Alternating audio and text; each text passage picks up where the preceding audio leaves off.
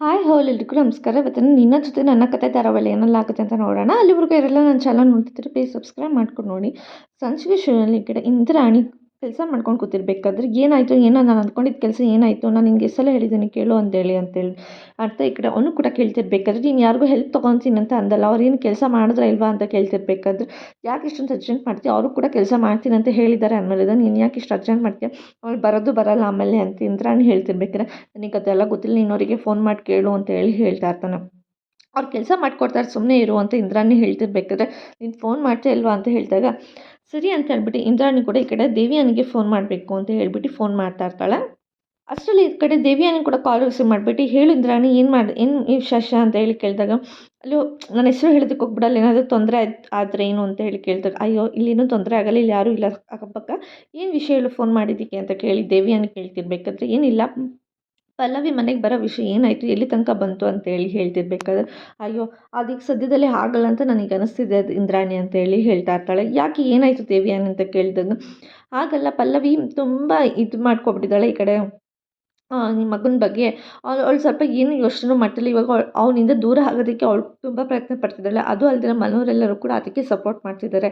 ಈ ಗಾಲ್ಟಿ ನಿಮ್ಗೆ ನೀವು ಸಿಕ್ಕಿದ ಚಾನ್ಸ್ನ ನೀವು ತುಂಬ ಮಿಸ್ ಮಾಡ್ಕೊಂಡಿದ್ದೀರ ಅಂತ ನನಗೆ ಅನ್ನಿಸ್ತಿದೆ. ಯಾಕಂದರೆ ಈಗ ನಾನೊಂದು ಎಕ್ಸಾಂಪಲ್ ಹೇಳ್ತೀನಿ ಕೇಳು. ಈ ಕಡೆ ಹಾಲು ಕಾಯಿಸ್ತೀರಿ, ಈ ಕಡೆ ಕಾಫಿನೂ ಕಾಯಿಸ್ತೀರಿ. ಹಾಲು ಕೂಡ ಒಂದು 2 ಚಾನ್ಸ್ ಸಿಗುತ್ತೆ. ಅದರಲ್ಲಿ ಹಾಲು ಕೂಡ ಕೆನೆ ಕಟ್ಟುತ್ತೆ ಕಾಯಿಸ್ಬೇಕಾದ್ರೆ, ಈ ಕಡೆ ಕಾಫಿ ಕೂಡ ಕೆನೆ ಕಟ್ಟುತ್ತೆ. ಹಾಲು ಕೆನೆ ಕೆಟ್ಟಾಗಲೇ ನೀವು ನೋಡ್ಕೋಬೇಕಾಗಿತ್ತು. ಆದರೂ ಅದು ಆಲ್ರೆಡಿ ಇವಾಗ ನಿನಗೆ ಕಾಫಿ ಕೆನೆ ಕಟ್ಟಾಗ್ಬಿಟ್ಟಿದೆ. ಸೊ ಹಾಗಾಗಿ ನಿನಗೆ ಇಲ್ಲಿ ತನಕ ಈ ಸ್ಟೇಜ್ ತನಕ ಬಂದಿದೆಯಾ ಅಂದಮೇಲಿಂದ ಅದು ಸ್ವಲ್ಪ ತೊಂದರೆನೇ ಆಗುತ್ತೆ. ನಾನು ತುಂಬ ಪ್ರಯತ್ನ ಪಡ್ತಾ ಇದ್ದೀನಿ ಅಂತೇಳಿ ಈ ಕಡೆ ದೇವಿಯನಿಗೆ ಕೂಡ ಹೇಳ್ತಿರ್ಬೇಕಾದ್ರೆ ನೀನು ಪ್ರಯತ್ನ ಆದರೂ ಪಡಿ, ಏನಾದರೂ ಮಾಡಿ, ಇದೊಂದು ಒಳ್ಳೆ ಕರೆ ನನಗೆ ಮಾಡಿಕೊಟ್ಬಿಡು ಈ ದೇವಿಯಾನಿ ಅಂತೇಳಿ ಇಂದ್ರಾಣಿ ಕೇಳ್ತಿರ್ಬೇಕಾದ್ರೆ ಇಂದ್ರಾಣಿ ಕೂಡ ಹೇಳ್ತಾ ಇರ್ತಾಳೆ ನನಗೆ ನನ್ನ ಮಗ ಒಳ್ಳೇದಾಗಬೇಕು, ಅವನು ಕೂಡ ಕಾತರದಿಂದ ಕಾಯ್ತಿದ್ದಾನೆ ಪಲ್ಲವಿ ಮತ್ತು ರಿಟರ್ನ್ ಮನೆಗೆ ಬರ್ತಾಳೆ ಅಂತ ಹೇಳ್ಬಿಟ್ಟು ಇದೊಂದು ಒಳ್ಳೆ ಕೆಲಸ ಮಾಡಿಕೊಟ್ಬಿಡು ನನಗೆ ಅಂತೇಳಿ ಅಂತಿರ್ಬೇಕು. ಓ ಇದು ಒಳ್ಳೆ ಕೆಲಸನ ಮಾಡಿಕೊಡ್ಬೇಕಾ ಅಂತೇಳಿ ಕಡೆ ದೇವಿಯನಿಗೆ ಕೇಳ್ತಿರ್ಬೇಕಾದ್ರೆ ಸರಿ ಆಯಿತು, ನಿನಗೋಸ್ಕರ ಇಷ್ಟು ಮಾಡದೆ ಹೇಗಿರುತ್ತೆ, ನಾನು ತುಂಬ ಪ್ರಯತ್ನ ಪಡ್ತೀನಿ, ಆದಷ್ಟು ಬೇಗ ನಾನು ನಿನಗೆ ಒಳ್ಳೆ ನ್ಯೂಸೇ ಕೊಡೋದಕ್ಕೆ ಪ್ರಯತ್ನ ಪಡ್ತೀನಿ ಅಂತ ದೇವಿಯನಿನೂ ಕೂಡ ಹೇಳ್ತಾರೆ. ನೀನು ತಲೆ ಕೆಡಿಸ್ಕೊಬೇಡ, ನಾನು ಕೂಡ ಪಲ್ಲವಿ ಹತ್ರ ಮಾತಾಡ್ತೀನಿ. ಆದರೆ ಪಲ್ಲವಿ ಆಲ್ರೆಡಿ ಈಗ ನಿಮ್ಮ ಮಗನ ಬಗ್ಗೆ ತುಂಬ ಕೆಟ್ಟದಾಗ ಒಪಿನಿಯನ್ ಇಟ್ಕೊಂಡಿದ್ದಾಳೆ. ಸೊ ಹಾಗಾಗಿ ಅವಳು ಬೇಡವೇ ಬೇಡ ಅನ್ನೋ ಥರ ಇದ್ದಾಳೆ. ಅದು ಬದಲಾಯಿಸೋಕ್ಕಂತೂ ಚಾನ್ಸ್ ಇಲ್ಲ ಅಂತ ನನಗೆ ಅನಿಸ್ತಿದೆ. ಆದರೂ ನಾನೊಂದು ಪ್ರಯತ್ನ ಪಡ್ತೀನಿ ಇಲ್ಲಿರೋ ತನಕ ಅಂತೇಳಿ ಹೇಳ್ತಿರ್ತಾಳೆ.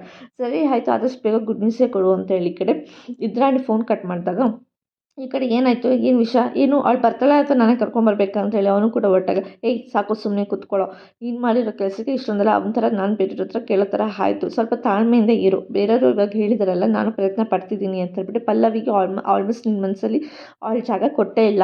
ಅದರಲ್ಲಿ ನೀನು ಹೋಗ್ಬಿಟ್ಟು ಬಲವಂತದಿಂದ ಅವಳನ್ನ ಕರ್ಕೊಂಬರೋದಕ್ಕೆ ಅದು ಸಾಧ್ಯ ಇಲ್ಲ. ಅದಕ್ಕೇನೋ ಅವ್ರು ಪ್ರಯತ್ನ ಪಟ್ಟು ಅವ್ರು ಆದಷ್ಟು ಬೇಗ ಕೆಲಸ ಮುಗಿಸ್ಕೊಂಡು ಕೊಡ್ತಾರೆ, ಅಲ್ಲಿ ತನಕ ನೀನು ಸುಮ್ಮನೆ ಇರು ಅಂತ ಹೇಳಿ ಕಡೆ ಇಂದ್ರಾಣಿ ಬೈತಿರ್ಬೇಕಾದ್ರೆ ಸರಿ ಆಯಿತು ಬಿಡು ಅಂತ ಹೇಳಿ ಹೇಳ್ತಿದ್ದಾನೆ. ಸರಿ ಹೋಗಿ ಕೆಲಸ ಮಾಡ್ಕೊಂಡಿದ್ದು ಅಂತ ಹೇಳ್ಬಿಟ್ಟು ಏನೋ ಲ್ಯಾಪ್ಟಾಪಲ್ಲಿ ಕೆಲಸ ಮಾಡ್ತಿದ್ದಲ್ಲ ಮಾಡು ಅಂತ ಹೇಳ್ಬಿಟ್ಟು ಇಂದ್ರಾಣಿಗೆ ಹೇಳ್ತಿರ್ಬೇಕಾದ್ರೆ ಅಷ್ಟರಲ್ಲಿ ಈ ಕಡೆ ಶಿವು ಮತ್ತು ಪಲ್ಲವಿ ಇಬ್ಬರು ಕೂಡ ಮಾತಾಡ್ಕೊಂಡು ನಿಂತಿರ್ಬೇಕಾದ್ರೆ ಏನಿದು ಅಷ್ಟು ಹಲ್ಲು ಬಿಟ್ಕೊಂಡು ನಗ್ತಾ ಇದ್ದಿರಲ್ಲ, ಏನು ವಿಶೇಷ ಅಂತ ಶಿವು ಕೇಳ್ತಿರ್ಬೇಕಾದ್ರೆ ಆಗಲ್ಲ ನೀವು ನೋಡಿದಾಗ ನನಗೆ ನಗಬೇಕು ಅಂತ ಅನಿಸ್ತಿತ್ತು ಅಂತ ಹೇಳಿ ಅಂತಿರ್ತಾರೆ. ಓಹ್ ಹಾಗೆ, ಸರಿ ಹಾಗಿದ್ರೆ ಖುಷಿಯಾಗಿಂದ ಇನ್ನೂ ನಗ್ತಾ ಇರಿ ಅಂತ ಹೇಳಿ ಈ ಶಿವು ಕೂಡ ಹೇಳ್ತಾ ಇರ್ತಾನೆ.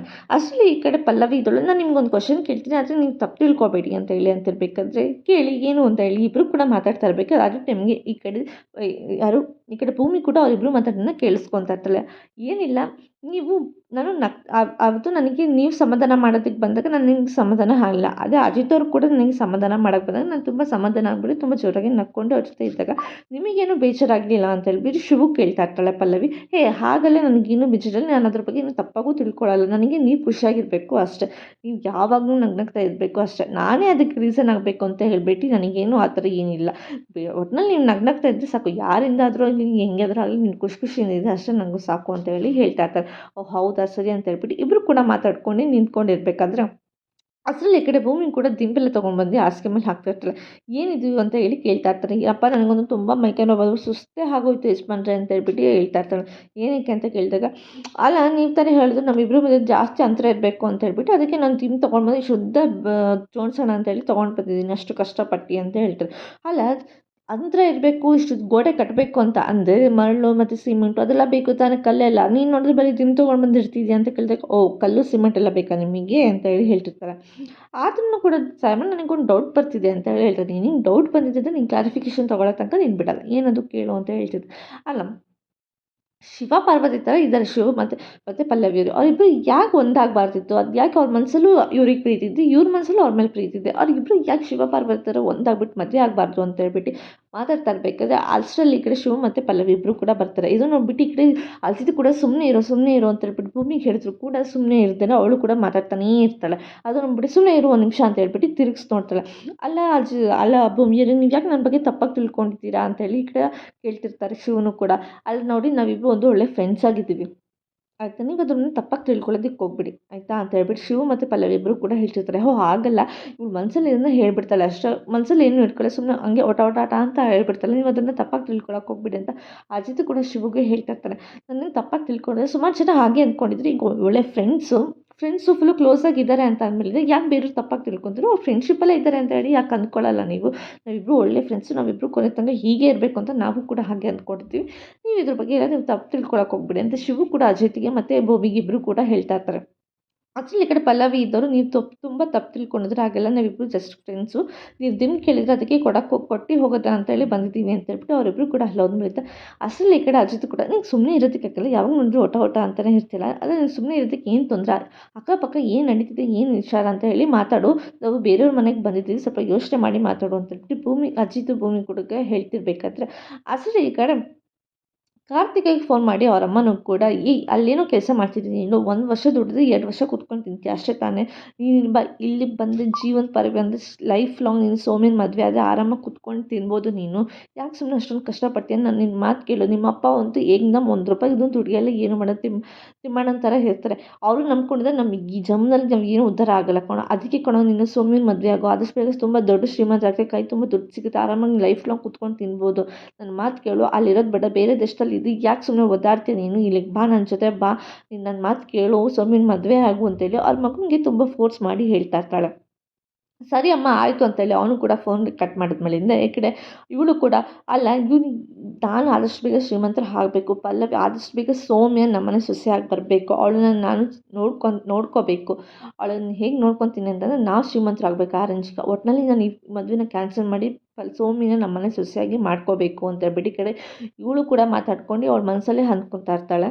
ಅಷ್ಟರಲ್ಲಿ ಈ ಕಡೆ ಪೂರ್ಣಿಮಾ ಕೂಡ ಮನೆಯಿಂದ ಆಚೆ ಬರ್ತಿರ್ಬೇಕಾದ್ರೆ ಅಷ್ಟರಲ್ಲಿ ಮನೆಗೆ ಲಗ್ನ ಪತ್ರಿಕೆ ಫಂಕ್ಷನ್ ಮಾಡೋದಕ್ಕೆ ಅಂತ ಹೇಳ್ಬಿಟ್ಟು ಬೀಗರು ಮನೆಯವರೆಲ್ಲರೂ ಕೂಡ ಹುಡುಗನ ಮನೆಯವರೆಲ್ಲರೂ ಕೂಡ ಬರ್ತಾರೆ. ಅಷ್ಟರಲ್ಲಿ ಈ ಕಡೆ ಪೂರ್ಣಿಮಾ ಕೂಡ ಕೂತ್ಕೊಳ್ಳಿ ಅಂತ ಹೇಳ್ತಿರ್ಬೇಕಾದ್ರೆ ಬೀಗರವರು ನಾನು ನಿಮ್ಮ ಹಸ್ಬೆಂಡ್ ತೀರ್ಕೊಂಡಾಗ ನಮ್ಮ ಊರಲ್ಲಿ ಇರಲಿಲ್ಲ, ತುಂಬ ತೊಂದರೆ ಆಯಿತಾ ಅನಿಸುತ್ತೆ, ನಿಮಗೆ ತುಂಬ ಬೇಜಾರಾಯಿತಾ ಅಂತ ಕೇಳಿದಾಗ ಇಲ್ಲ ನಿಮಗೆ ಇಲ್ಲ ಅಂತ ಅಂದರೆ ನಾವೇನು ಮಾಡೋದಕ್ಕಾಗತ್ತೆ, ನನಗೆ ಅಷ್ಟೊಂದೇನು ಬೇಜಾರಾಗಿಲ್ಲ ಅಂತೇಳಿ ಪೂರ್ಣಿಮಾ ಹೇಳ್ತಿರ್ಬೇಕಾದ್ರೆ ಆ ವಿಷಯ ಕೇಳಿ ನಂಗೆ ತುಂಬ ಬೇಜಾರಾಯಿತು ಅಂತ ಅವ್ರ ಮನೆಯವರೆಲ್ಲರೂ ಕೂಡ ಮಾತಾಡ್ತಾ ಇರ್ತಾರೆ. ಏನು ಲಗ್ನ ಪತ್ರಿಕೆ ಒಂದು ಫಂಕ್ಷನ್ಗೆ ಇಷ್ಟೊಂದು ದೊಡ್ಡ ಗ್ರ್ಯಾಂಡಾಗಿ ಫಂಕ್ಷನ್ ಮಾಡ್ತಿದ್ದೀರಲ್ಲ ಅಂತ ಕೇಳಿದಾಗ ಇವತ್ತೊಬ್ಬಳೆ ಮಂಗಳೆಲ್ಲ ಮಾಡಲೇಬೇಕು ಅಂತೇಳಿ ಅಂತಿರ್ತಾರೆ.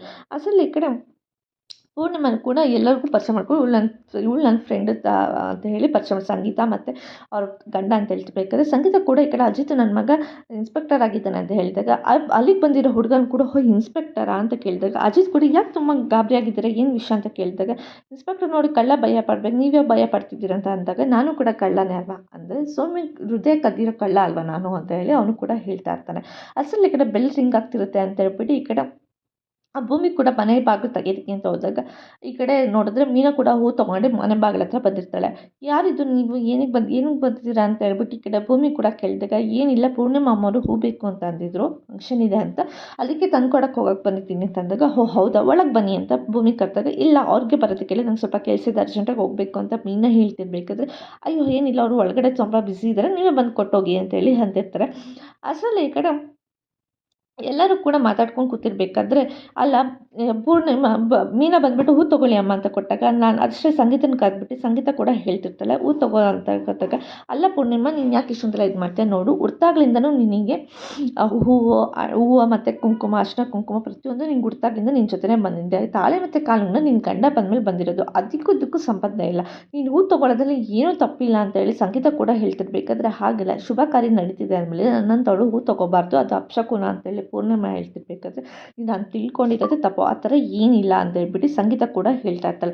ಅಷ್ಟರಲ್ಲಿ ಈ ಕಡೆ ಮೀನನ್ನು ಕೂಡ ಹೇಳ್ತಾ ಇರ್ತಾಳೆ ಅಮ್ಮ ಅವ್ರು ಹೇಳಿದ್ರು ಕರೆಕ್ಟ್ ಆಗೈತೆ, ನೀವು ತಪ್ಪಾಗಿ ತಿಳ್ಕೊಳಕ್ಕೆ ಹೋಗ್ಬಿಡಿ ಅಂತ ಹೇಳಿ ಹೇಳ್ತಿದ್ದಾರೆ. ನೀವು ತೊಗೋಬೋದು ತೊಗೊಳ್ಳಿ ಅಂತ ಹೇಳಿ ಅಂತಿರ್ಬೇಕಾದ್ರೆ ಹಾಗಲ್ಲಮ್ಮ ಅಂತ ಹೇಳ್ತಿರ್ಬೇಕಾದ್ರೆ ನಾನು ಈ ಥರ ನಿಮಗೆ ಹೇಳ್ತೀನಿ ಅಂತ ನೀವು ಬೇಜಾರು ಮಾಡ್ಕೊಳ್ಳೋದಕ್ಕೆ ಹೋಗಬೇಡಿ. ತುಂಬ ದೊಡ್ಡವ್ರು ಈ ಮನೇಲಿದ್ದೀರಾ, ಅಂಥದ್ರಲ್ಲೂ ನಾನು ಇಂಥ ವಿಷಯ ಹೇಳ್ತಿದ್ದೀನಿ ಅಂತ ಬೇಜಾರು ಮಾಡ್ಕೋಬೇಡಿ ಅಂತ ಹೇಳಿದಾಗ, ಮೀನಾ ಹೇಳ್ತಿರ್ಬೇಕಾದ್ರೆ, "ಸರಿ ಏನಿಲ್ಲಮ್ಮ ಹೇಳು" ಅಂತ ಹೇಳ್ತಾರೆ. ಹಾಗಿರಲಿ ನನಗೆ ಮಾವ ನನಗೊಂದು ಮಾತು ಹೇಳ್ತಾರೆ.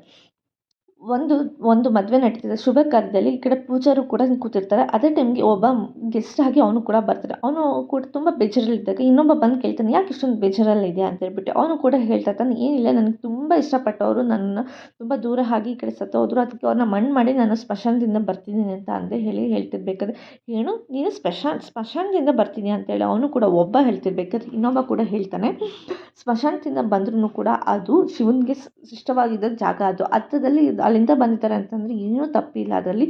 ಸಾಕ್ಷಾತ್ ಶಿವನೇ ಬಂದು ಆಶೀರ್ವಾದ ಮಾಡೋ ಆಗುತ್ತೆ" ಅಂತೇಳಿ ಅವರು ಕೂಡ ಹೇಳ್ತಿರ್ತಾರೆ. ಒಬ್ಬ ನೋಡಿದ್ರೆ ಈ ಕಡೆ ಸ್ಮಶಾನದಿಂದ ಬಂದಿದ್ದಾರೆ ಅಂದರೆ ಒಬ್ಬ ಒಳ್ಳೆಯವನು ಅಂತ ಹೇಳ್ತಿದ್ರೆ, ಇನ್ನೊಬ್ಬ ನೀನು ಸ್ಮಶಾನದಿಂದ ಬಂದಿದ್ದೆ ಅಂತ ಇನ್ನೊಬ್ಬ ಕೇವಲವಾಗಿ ನೋಡ್ತಿರ್ತಾನೆ. ಹಂಗೆ ನಾನು ಕಟ್ಟ ಹೂನು ಕೂಡ ಈ ಕಡೆ ನನಗೆ ಒಂದು ಒಳ್ಳೆ ಫಂಕ್ಷನಿಗೆ ಹೋಗುತ್ತೆ ಅಥವಾ ಈ ಕಡೆ ಒಂದು ಅಂದರೆ ಈಗ ಸ್ಮಶಾನಕ್ಕೆ ಹೋಗುತ್ತೆ ಅನ್ನೋದು ನನಗೂ ಗೊತ್ತಿರಲ್ಲ. ಅದನ್ನು ನೀವು ತಪ್ಪಾಗಿ ತಿಳ್ಕೊಳ್ಳೋದಕ್ಕೆ ಹೋಗ್ಬೇಡಿ. ಈಗ ಮೈಲಿಗೆ ಅನ್ನೋದು ನಾವು ಮುಟ್ಟೋದಿಕ್ಕಷ್ಟೇ ಹೊರತು ನಮ್ಮ ಮನಸ್ಸಿಗೆ ಅಲ್ಲ. ನೀವು ಮನಸ್ಸಿಂದ ಒಳ್ಳೇದು ಮಾಡ್ತೀವಿ, ಮನಸ್ಸಿಂದ ಒಳ್ಳೇದಾಗಲಿ ಅಂತ ನೀವು ಹಾರೈಸಿದ್ರೆ ಎಲ್ಲನೂ ಕೂಡ ಒಳ್ಳೇದಾಗುತ್ತೆ ಅಂತೇಳಿ ಹೇಳ್ತಾ ಇರ್ತಾರೆ. ಹೌದಾ? ನೀನು ಹೇಳಿದ್ರಲ್ಲಿ ಏನೋ ಒಂದು ಅರ್ಥ ಇದೆ ಅಂತ ಹೇಳ್ಬಿಟ್ಟು ಎಲ್ಲರೂ ಕೂಡ ಹೇಳ್ತಿರ್ಬೇಕಾದ್ರೆ, ಅಸಲು ಈ ಕಡೆ ಹೌದು, ಹತ್ರ ಇರೋದಕ್ಕೇನೆ ಎಲ್ಲರೂ ಕೂಡ ಹೇಳ್ತಾರೆ. ನೀವು ಶುಭ ಕಾರ್ಯ ನಡೀತಿದೆ ಅಂದಮೇಲಿಂದ ಅಲ್ಲಿ ತಪ್ಪಾಗುತ್ತೆ, ಸರಿಯಾಗುತ್ತೆ, ಅಪಶಕುನ ಅದು ಇದು ಅಂತ ನೀವು ಏನೂ ಮಾತಾಡೋದಕ್ಕೆ ಹೋಗಬೇಡಿ. ಅದು ಮನುಷ್ಯರು ಮಾಡ್ಕೊಂಡಿರೋದು ಹೊರತು ಅದು ಸಾಕ್ಷಾತ್ ಅವಾಗಿಂದನೂ ಕೂಡ ಬಂದಿರೋದಲ್ಲ. ಮನುಷ್ಯರು ಆ ಥರ ಮಾಡ್ಕೊಂಡಿದ್ದಾರೆ. ನೀವು ಮನಸ್ಸಲ್ಲಿ ಒಳ್ಳೇದು ಮಾಡ್ತಾ ಇದ್ದರೆ ಎಲ್ಲನೂ ಕೂಡ ಒಳ್ಳೆಯದೇ ಅನಿಸುತ್ತೆ. ಮನಸ್ಸಲ್ಲಿ ಒಳ್ಳೇದನ್ನ ಇಟ್ಕೊಂಡು ಇನ್ನೊಬ್ರಿಗೆ ಒಳ್ಳೇದಾಗಲಿ ಅಂತ ಅಂದರೆ ಅದು ಕೂಡ ಒಳ್ಳೇದಾಗುತ್ತೆ. ಅದ್ರ ಬಿಟ್ಟು ಇದು ಈ ಥರ ಹೂವು ತೊಗೊಳ್ಳೋದು ಅಪಶಕುನ, ನಾವು ಮುತ್ತೈದೆ ಅಲ್ಲ, ನನಗೆ ಈ ಥರ ಆಶೀರ್ವಾದ ಮಾಡಬಾರ್ದು, ಅದು ಮುಟ್ಟಿದ್ರೆ ಹಾಗೆ, ಅದು ಮುಟ್ಟಿದ್ರೆ ಹಿಂಗೆ, ಆ ಥರ ತಪ್ಪಮ್ಮ ಅಂತ ಹೇಳ್ಬಿಟ್ಟು ಈ ಕಡೆ ನೀನು ಕೂಡ ಎಲ್ಲನೂ ಬಿಡಿಸಿ ಹೇಳ್ತಾ ಇರಬೇಕಾದ್ರೆ ಇದನ್ನು ಕೇಳಿಸ್ಕೊಂಡಿದ್ದು ಈ ಕಡೆ ಅಜಿತ್ ಕೂಡ, ವಾವ್! ತುಂಬ ಚೆನ್ನಾಗಿ ಹೇಳಿದ್ರಿ. ಹೇಳೋದ್ರಲ್ಲಿ ತುಂಬ ಅರ್ಥ ಇದೆ ಅಂತ ಹೇಳಿ ಹೇಳ್ತಾ ಇರ್ತಾರೆ. "ನೀವು ತಗೋಬೋದಮ್ಮ, ಅಂಥದ್ರಲ್ಲಿ ಏನಿಲ್ಲ. ನೀವು ಅವರು ಅಂದರೆ ತುಂಬ ಹಿರಿಯರು ನೀವು. ಅವಳಿಗೆ ಆಶೀರ್ವಾದ ಮಾಡಬೇಕು ಅಲ್ವಾ? ಅದಕ್ಕೋಸ್ಕರ ತಗೊಳ್ಳಿ, ಏನೂ ಆಗಲ್ಲ" ಅಂತ ಹೇಳ್ತಿರ್ತಾನೆ. ಅದನ್ನು ಕೂಡ ಅದಕ್ಕೆ ನಾನು ಹೇಳಿದ್ರಲ್ಲಿ ತಪ್ಪೇನಾದರೂ ಇದ್ದರೆ ನನಗೆ ಕ್ಷಮಿಸ್ಬಿಡಿ. ನನಗೆ ಅನಿಸಿದ್ದು ನಾನು ಹೇಳಿದೆ ಅಂತ ಹೇಳಿ ಈ ಕಡೆ ಮೀನಾ ಕೂಡ ಹೇಳ್ತಾ ಇರ್ತಾರೆ. "ಇವಾಗ ನೀವು ತುಂಬ ಚೆನ್ನಾಗಿ ಹೇಳಿದ್ರಿ" ಅಂತ ಹೇಳ್ಬಿಟ್ಟು ಈ ಕಡೆ ಪೂರ್ಣಿಮಾ ಮಗಳು ಕೂಡ ಹೇಳ್ತಾರೆ, "ಅಲ್ಲ ನೀವು ಯಾಕೆ ನಿಮ್ಮ ಮಗನ ಏನೋ ನಿಮ್ಮ ಮನೆಯವ್ರನ್ನ ಕರ್ಕೊಬರ್ಬಾರ್ದು ಅಂತ ಮೀನ್ಸ್ ಸೂರ್ಯ ಅಂತ ಹೇಳಿ ಕರಿತಿರ್ಬೇಕಾದ್ರೆ, ಅಯ್ಯೋ ಇಲ್ಲ ಅವರು ತುಂಬ ಕೆಲಸ ಇದೆ ಅಂತ ಆಚೆ ಹೋಗಿದ್ದಾರೆ" ಅಂತ ಹೇಳಿ ಹೇಳ್ತಾ ಇರ್ತಾರೆ. ಹೌದಾ, ಸರಿ ಸರಿ ಅಂತ ಹೇಳಿ ಹೇಳ್ತಾ ಇರ್ತಾರೆ. ನೆಕ್ಸ್ಟ್ ಟೈಮ್ ಬಂದಾಗ ಖಂಡಿತವಾಗ್ಲೂ ನಿಮ್ಮ ಯಜಮಾನ್ರನ್ನ ಕರ್ಕೊಂಡ್ಬಂದ್ರೆ ನೀವೇ ಇಷ್ಟು ಚೆನ್ನಾಗಿ ಮಾತಾಡ್ತೀರಾ ಅಂದಮೇಲಿಂದ ಅವ್ರು ಇನ್ನು ಎಷ್ಟು ಚೆನ್ನಾಗಿ ಮಾತಾಡ್ಬೋದು, ಅವ್ರನ್ನೂ ಕರ್ಕೊಂಡು ಬನ್ನಿ ಅಂತ ಹೇಳ್ಬಿಟ್ಟು ಅವಳು ಕೂಡ ಹೇಳ್ತಿರ್ಬೇಕಾದ್ರೆ, ಖಂಡಿತವಾಗ್ಲೂ ಕರ್ಕೊಂಬರ್ತೀನಿ ಅಂತ ಹೇಳಿ ಹೇಳ್ತಾ ಇರ್ತಾರೆ. ಅಷ್ಟರಲ್ಲಿ ಈ ಕಡೆ ಪೂರ್ಣಿಮಾ ಇದ್ದವಳು, "ನೀನು ಇಲ್ಲಿಗೆ ಇದ್ದು ಊಟ ಮಾಡ್ಕೊಂಡು ಹೋಗು" ಅಂತ ಹೇಳಿ ಹೇಳ್ತಿರ್ಬೇಕಾದ್ರೆ, "ಇಲ್ಲಮ್ಮ ನಂಗೆ ಸ್ವಲ್ಪ ಕೆಲಸ ಇದೆ, ನಾನು ಹೋಗ್ತೀನಿ" ಅಂತ ಹೇಳಿ ಹೇಳ್ತಿರ್ತಾಳೆ. ಅದಕ್ಕೆ ಸರಿ ಆಯಿತು, ಖಂಡಿತವಾಗ್ಲೂ ನೀನು ಮದ್ವೆಗೆ ಬರಲೇಬೇಕು, ಅದ್ರ ಜೊತೆಗೆ ನಿನ್ನ ಗಂಡ ಸೂರ್ಯನೂ ಕೂಡ ಮದ್ವೆಗೆ ಕರ್ಕೊಂಡು ಬಾ ಅಂತ ಹೇಳಿ ಹೇಳ್ತಾ ಇರ್ತಾರೆ. "ಖಂಡಿತವಾಗ್ಲೂ ಕರ್ಕೊಂಡು ಬರ್ತೀನಿ ನಾನು" ಅಂತ ಹೇಳ್ಬಿಟ್ಟು ಮೀನಾ ಕೂಡ ಹೇಳ್ತಾ ಇರ್ತಾಳೆ. ಅದೇ ಒಂದು ಕಂಡೀಷನ್, ನೀವು ಹೂ ತೊಗೊಂಡ್ರೆ ನನ್ನ ಗಂಡನ ಕರ್ಕೊಂಡು ಬರ್ತೀನಿ ಅಂತ ಹೇಳಿ ಅಂತ ಇರ್ತಾಳೆ. ಸರಿ ಅಂತ ಹೇಳ್ಬಿಟ್ಟು ಪೂರ್ಣಿಮಾನು ಕೂಡ ಯೋಚನೆ ಮಾಡ್ತಾ ನಿಂತಿರ್ಬೇಕಾದ್ರೆ ಪೂರ್ಣಿಮಾ ಮಗಳು ಕೂಡ, "ಅಮ್ಮ ಅವ್ರು ಹೇಳಿದ್ರಲ್ಲಿ ಅರ್ಥನೂ ಇದೆ, ನೀನು ಇನ್ನೂ ತಪ್ಪಾಗಿ ತಿಳ್ಕೊಳ್ಳೋದಕ್ಕೆ ಹೋಗ್ಬೇಡ, ಊಹಿಸ್ಕೊ ನೀನು" ಅಂತ ಹೇಳಿ ಅಂತಿರ್ಬೇಕಾದ್ರೆ ಪೂರ್ಣಿಮಾ ಕೂಡ ಸರಿ ಆಯ್ತಮ್ಮ ಹೂ ತೊಗೊತೀನಿ ಅಂತ ಹೇಳ್ಬಿಟ್ಟು ಅವಳು ಕೂಡ ಊಹಿಸ್ಕೊತಾ ಇರ್ತಾಳೆ. ಖಂಡಿತವಾಗ್ಲೂ ನೀನು ಮದ್ವೆಗೆ ಬರಲೇಬೇಕು ಅಂತ ಹೇಳಿ ಮೀನುಂಗೆ ಈ ಕಡೆ ಪೂರ್ಣಿಮಾ ಹೇಳ್ತಾ ಇರ್ಬೇಕಾದ್ರೆ ಅಸಲು ಈ ಕಡೆ ಶಿವು ಮತ್ತು ಪಲ್ಲವಿ ಇಬ್ಬರು ಕೂಡ ಬರ್ತಾರೆ. ಲಗ್ನ ಪತ್ರಿಕೆ ಎಲ್ಲ ಪ್ರಿಂಟ್ ಆಗಿದೆ, ಏನು ಮಾಡೋದು ಇದು ಅಂತ ಕೇಳಿದಾಗ, "ಏನಿಲ್ಲ, ದೇವ್ರ ಮನೆಗೆ ಹೋಗಿ ದೀಪ ಹಚ್ಚಿ ಅದನ್ನು ತೊಗೊಂಡೋಗಿ ಇಟ್ಟು ಹಿರಿಯರ ಮುಂದೆ ಎಲ್ಲರಿಗೂ ಪೂಜೆ ಮಾಡಿಬಿಟ್ಟು ಇಟ್ಟರೆ ಸಾಕು" ಅಂತ ಹೇಳಿ ಸಂಗೀತ ಹೇಳ್ತಿರ್ತಾಳೆ. ಅಸಲು ಈ ಕಡೆ ಭೂಮಿನ ಕರ್ಕೊಂಡು ಬಂದು ಅಜ್ಜಿತ, "ಏಯ್ ನೀನು ಏನು ಮಾಡೋಕೆ ಹೊರಟಿದ್ಯಾ ಅಂತ ನನಗೆ ಚೆನ್ನಾಗಿ ಗೊತ್ತು" ಅಂತ ಹೇಳ್ತಾ ಇರ್ತಾನೆ. "ಏನು ಮಾಡೋಕೆ ಹೊರಟಿದ್ದೀನಿ, ನಿಮಗೇನು ಗೊತ್ತು" ಅಂತ ಹೇಳ್ಬಿಟ್ಟು ಆ ಕಡೆ ಭೂಮಿ ಕೇಳ್ತಿರ್ಬೇಕಾದ್ರೆ, "ನನಗೆ ಗೊತ್ತು ನೀನು ಪಲ್ಲವಿ ಮತ್ತು ಏನೋ ಶಿವನ ಒಂದು ಮಾಡಕ್ಕೆ ನೋಡ್ತಿದ್ಯಾ ತಾನೇ" ಅಂತ ಹೇಳ್ತಾ ಇರ್ತಾರೆ. "ಸಾಹೇಬ್ರೆ ನಿಮಗೆ ಹೇಗೆ ಗೊತ್ತಾಯಿತು? ನಾನು ಮನಸ್ಸಲ್ಲಿ ಇದ್ದೆ ಅಂದ್ಕೊಂಡಿದ್ದೆ, ನಿಮ್ಮ ಮನಸ್ಸಲ್ಲಿ ಹಾಗೆ ಐತೆ ಅಂದರೆ ನಾವು ಯಾಕೆ ಶಿವನ ಮತ್ತು ಪಲ್ಲವಿನ ಒಂದು ಮಾಡಬಾರ್ದು ಹೇಳಿ" ಅಂತ ಅಂದಾಗ, "ಏ ಲೂಸು ಮೆಂಟ್ಲಾ ನೀನು, ಅವರಿಬ್ಬರು ಒಳ್ಳೆ ಸ್ನೇಹಿತರು ಅಂತ ಹೇಳ್ಬಿಟ್ಟು ಇರಬೇಕಾದ್ರೆ ನೀನೇನು ಮಧ್ಯದಲ್ಲಿ ಹೋಗಿ ಕಡ್ಡಿ ಅಲ್ಲಾಡ್ಸಿ" ಅಂತ ಕೇಳಿದಾಗ, "ಹಾಗಲ್ಲ ಸಾಹೇಬ್ರೆ, ನಿಮ್ಗೆ ಹೇಳೋದು ನನಗೆ ಅರ್ಥ ಆಗಲ್ವಾ" ಅಂತ ಹೇಳಿ ಹೇಳ್ತಾ ಇರ್ತಾಳೆ ಅವಳು ಕೂಡ. ನಿಮಗೆ ನೋಡಿ 4 ಎಕ್ಸಾಂಪಲ್ ಕೊಟ್ಟು ಹೇಳ್ತೀನಿ, ಆದರೂ ಕೂಡ ನಿಮಗೆ ಅರ್ಥ ಆಗಲ್ವಾ ಅಂದರೆ ನಾನು ಏನು ಮಾಡೋದಕ್ಕಾಗುತ್ತೆ ಅಂತ ಹೇಳಿ ಈ ಕಡೆ ಭೂಮಿ ಕೂಡ ಜೋರು ಮಾಡಿ ಹೇಳ್ತಿರ್ಬೇಕಾದ್ರೆ, "ಲೋ ಮೆಂಟ್ಲು, ಒಂದು ಕೆಲಸ ಮಾಡು, ನಾನು ಇವಾಗ ಒಂದು ಹೇಳ್ತೀನಿ ಅದನ್ನ ಅರ್ಥ ಮಾಡ್ಕೊ. ಅವತ್ತು ನಿನಗೆ ಏನು ಚಾಕು ತಗೊಂಡು ಚುಚ್ಚಕ್ಕೆ ಬರ್ತಿರ್ತಾನೆ ಅದು ನೀನು ರಂಗೋಲಿ ಹಾಕಬೇಕಾದ್ರೆ, ಆವಾಗ ನೀನನ್ನು ಕಾಪಾಡಕ್ಕೆ ಬಂದಿದ್ಯಾರು ನೀವು. ನಾನು ಏನಾಗಬೇಕು ನಿನಗೆ, ಆವಾಗ ನೀನು ನನಗೆ ಹೀರೋ ಥರ ಕಣ್ಣಿಗೆ ಕಾಣಿಸ್ತಿದ್ರಿ" ಅಂತೇಳಿ ಅಂತಾಳೆ. "ಹೌದಲ್ವಾ, ಸರಿ. ಆವತ್ತು ನಿನಗೆ ಯಾರು ನನ್ನ ಅಕ್ಕ ಅಪರಿಚಿತ ನಿಂಗೆ ಮನೆ ಬಿಟ್ಟು ಹೋಗು ಅಂತ ಹೇಳ್ಬಿಟ್ಟು ಜಗಳ ಮಾಡಿಬಿಟ್ಟು ನಿಂಗೆ ಮನೆ ಬಿಟ್ಟು ಆಚೆ ಕಳಿಸಿದ್ರಲ್ಲ, ಆವಾಗ ನಿನಗೆ ಆವಾಗ ನನ್ನ ಬಗ್ಗೆ ಏನು ಅನ್ನಿಸ್ತು ಅಂತ ಕೇಳಿದಾಗ, ನೀವು ನನಗೆ ಒಂದೊಳ್ಳೆ ಫ್ರೆಂಡ್ ಸ್ನೇಹಿತನ ಥರ ಆವಾಗ ನೀವು ಹೆಲ್ಪ್ ಮಾಡಿದ್ದು ನನಗೆ ತುಂಬ ಖುಷಿ ಆಯಿತು ಸಾಹೇಬ್ರೆ ಅಂತ ಹೇಳ್ತಾರೆ. ಹಂಗಿದ್ಮೇಲಿಂದ ನಿನಗೆ ಇಷ್ಟೆಲ್ಲ ಅನ್ಸಿದ್ರು ಕೂಡ ಯಾಕೆ ನೀನು ನನಗೆ ಲವರ್ ಥರ ನೀನು ನನಗೆ ಅನಿಸ್ಲಿಲ್ಲ, ನಿನಗೆ ನಾನು ಅನಿಸಿಲ್ಲ, ಲವರ್ ಥರ ಯಾಕೆ ಅನಿಸ್ಲಿಲ್ಲ ಅಂತೇಳಿ ಅಂದಾಗ, ಅದು ಸಾಹೇಬ್ರೆ ಹಂಗೆಲ್ಲ ಹೇಳೋದಕ್ಕಾಗಲ್ಲ ಅಂತ ಹೇಳ್ತಿರ್ತಾಳೆ.